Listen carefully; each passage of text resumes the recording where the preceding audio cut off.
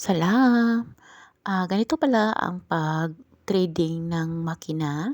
Ang makina na gamit ko is Juki. Doon nyo ipapasok yung sinulid mga sisi. Ayan. Diyan. Tapos, follow lang po kayo nito sa ginagawa ko. Napaka-importante kung marunong ka talagang mag-trading.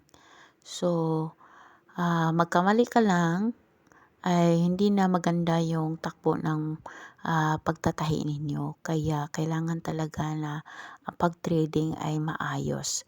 Kasi magdudulot ito ng pangit na stitching at minsan ay akala natin ay nasira ang ating makina. Kaya every time check po kung paano ninyo tinitread ang makina ninyo. So tingnan nyo lang po ganito lang ang ginagawa ko. Ayan, mayroon pong sabit dyan. So, isabit nyo muna. Ayan, isabit nyo ng maayos. Tapos, yan, isabit ulit sa susunod. Ganyan. Ayan, tapos isabit ulit dyan. Ayan.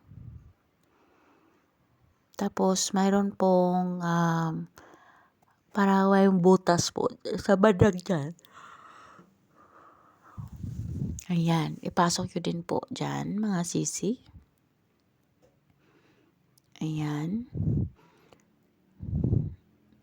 Tapos, mayroon din yung isa dyan na isasabit nyo lang. Tingnan nyo pong mabuti. Lalo na sa mga beginners talaga, dyan ipasok. Tapos, sa baba naman ay mayroon ding lalagyan ng sinulid. Ayan, dyan sa bandang yan. So, kailangan nyo siyang ipasok ulit dyan. Isabit lang. Ayan. Tapos, pagka next niyan ay kailangan mong ipasok sa needle. So, dapat tingnan mo yung side ng needle. Pag ganito po yung forma niya, ay dito po natin ipapasok ang sinulid. Pag nakaharap po iyan sa left side, oo. Yan po yung forma niya. Kasi ang needle po ay may dalawa pong face. Tapos, yung isa ay magkaiba. So, madali mo lang siyang matrace. So, tingnan niyo yan. Tapos ito, parang may curve. So, it means hindi yan ang pang right side lang yan. Pangharap sa right side. Yung pangharap sa left side, doon mo ipapasok yung sinulid.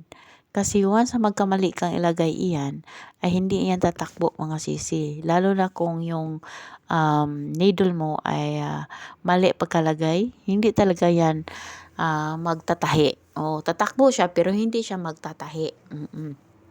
Ito naman ang tinatawag na bobbin case. Ganito lang ang pagpasok. Yan.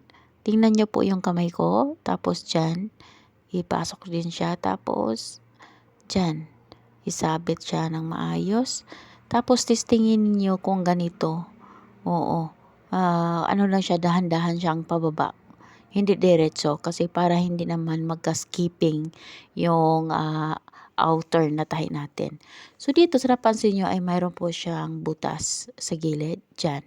Dyan nyo po ipapasok yung gilid din na fit niyan sa bobbin case. Yan po. Yan po yung kinamay ko. Yan po yung ipasok nyo doon sa may butas. Tapos, ayan. Mayroon po kayong maririnig. Ito po. Mayroon kayong maririnig na parang nag-click siya. So, yun. Ibig sabihin ay napasok siya ng maayos. Ayan. Napaka-importante po talaga. Ayan. Huwag po kayong matakot. Kaya napaka-importante marinig niyo yung muklik talaga siya. Oo. So, it means siya, napasok ng maayos. So, ngayon, huwag ka munang mag-start magtahi. Kailangan mo nang kunin yung thread sa baba. So, sa first time, ay kailangan mong i-guide yung kamay mo at yung utak mo i-refresh mo para alam mo talaga ang pagtatahi. Ayan. So, kinuha ko na ang sinulid sa baba. Ayan. Saka ka na magtahi pag nakuha mo na yung sinulid sa baba. Oo, para iwas po tayo sa kulubot. baka magkulubot iyan hanggang mabali yung, pag nagkulubot ay magiging cause siya na mabali yung needle or mas lalala pa, hindi natatakbo yung makina. Kaya ingat-ingat po talaga kayo at dapat po step by step po talaga. Huwag po tayong masyadong magmadali kasi ang pagmamadali ay madidisgrasya. Maraming salamat.